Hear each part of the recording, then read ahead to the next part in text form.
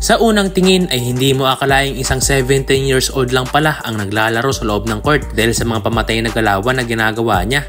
Katulad na lang ng pagiging high flyer niya at pag-posterize sa kanyang mga nakakalaban. Ngunit hindi na nakapagtataka dahil ang kanyang tatay ay dati ring PBA player. Ang batang tinutukoy ko mga boss ay nagangalang LeBron James Daep. Ang kanyang tatay na isang former PBA player na si Romel Daep ang nagpangalan sa kanya. Dahil idolong-idolo nga daw niya itong si LeBron James ng NBA. So ang batang si LeBron Daep ay isang 6'7" at may posisyong power forward. Sa mura niyang edad na 17 years old ay marami na rin siyang napatunayan dahil sa dami ng kanyang award na natanggap. Madalas nga siyang matanghal na MVP at napapasama din siya sa Mythical 5 at lagi din siyang natatanghal bilang best player of the game.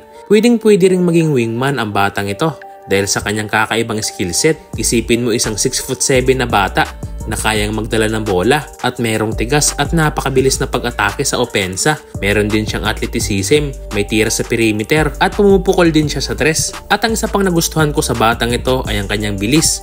Lalong-lalo na pagdating sa transition both offense and defense. At ang isa pang skills niya na siguradong mapapabilib ka ay ang kanyang pagiging high flyer. Katunayan ay kayang-kaya niyang dumakdak, meron mang bantay o wala. Kasalukuyan nga pala siyang naglalaro ngayon sa Perpetual Junior Altas team at coach niya nga dito ang kanyang tatay na si Romel Daep. At sa kanyang team ay siya ang nagiging star player dahil sa galing at husay ng batang to. Marami na ring naging experience itong batang si LeBron James sa mga malalaking liga, kagaya na lang ng paglalaro niya sa NCAA Junior at New Generation Basketball League. Well, pwedeng-pwede pa nga makapaglaro ang batang ito sa ating Batang Gilas Under 18. Kulang na kulang pa man din tayo sa mga batang big man na may talent na ganito. Sayang lang dahil hindi siya nakasama nitong kakatapos lang na FIBA Under 18. Ngunit sana ay makita natin ang batang ito na makapaglaro sa Batang Gilas balang araw.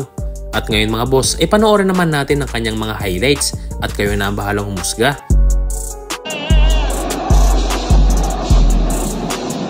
Ganda pa nagamit sa Pectus.